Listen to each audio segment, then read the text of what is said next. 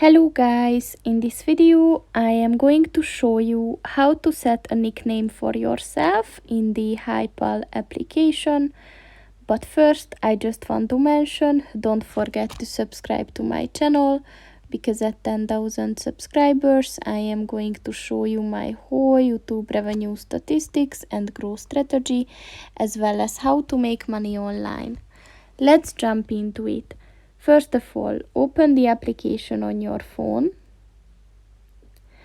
and then click on the this little phone icon at the HiPal help section,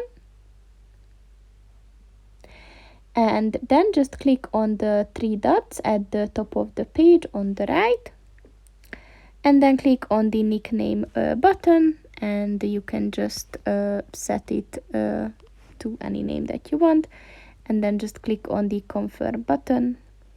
And that's pretty much it for this video, guys. See you in the next one. Goodbye.